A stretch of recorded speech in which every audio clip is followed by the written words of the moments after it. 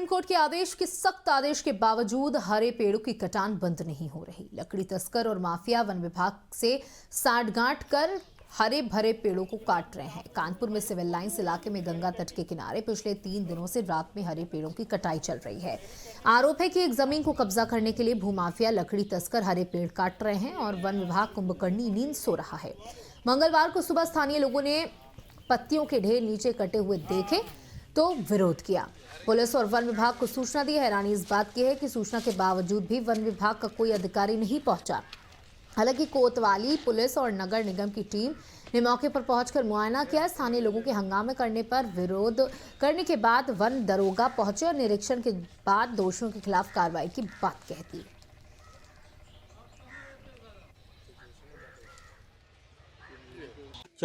करीब 4 पेड़ चिलबिली प्रजाति के काटे गए हैं, जो जांच करके कार्रवाई की जाएगी। कितने मोटे मोटे पेड़ हैं, उनकी लागत कितनी होगी लगभग? लागत से नहीं आता ये, मतलब जैसे मान लीजिए आप जैसे सरकारी पेड़ होता है तो उसका हम निकाल सकते थे। प्राइवेट पेड़ कटे हैं तो उस पर कार्रवाई की जाएगी। तो ये हरे भरे पेड़ काटे हैं कि ये सही है आपकी नज़र में? नहीं, गलत है। क्या कार्रवाई होगी ऐसे लोगों पर? इस पे वन विभाग अपने स्तर से कार्रवाई करेगा। S2 केस इजरा करके कार्रवाई की जाएगी।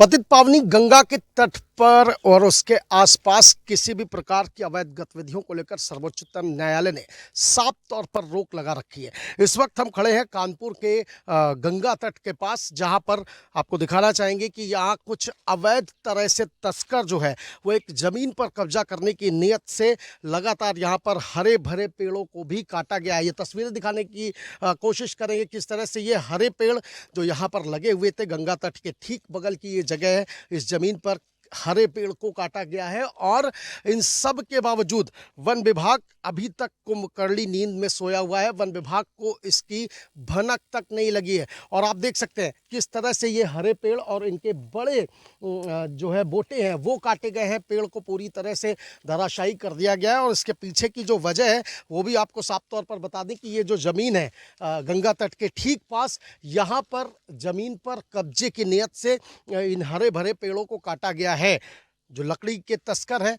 वो पूरी तरह से सक्रिय हैं, जो भूमाफिया हैं वो पूरी तरह से सक्रिय हैं, लेकिन जिम्मेदार जो है वो कुंभकर्णी नींद में सोए हुए हैं।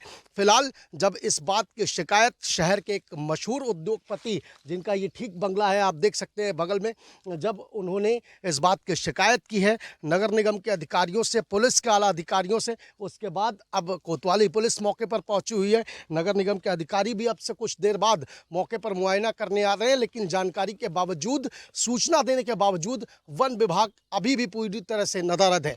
आखिर सबसे बड़ा सवाल यह है कि किसके इशारे पर यह भूमाफिया सक्रिय हैं, जमीन कब्जा करने का प्रयास किया जा रहा है। इसके अलावा इन हरे भरे पेड़ों को जो काटा गया है इनकी भरपाई कैसे होगी। कैमरा पर्सन आदर्श श्रीवास्तव के साथ उमेश गोस्वामी, ABC न्यूज़।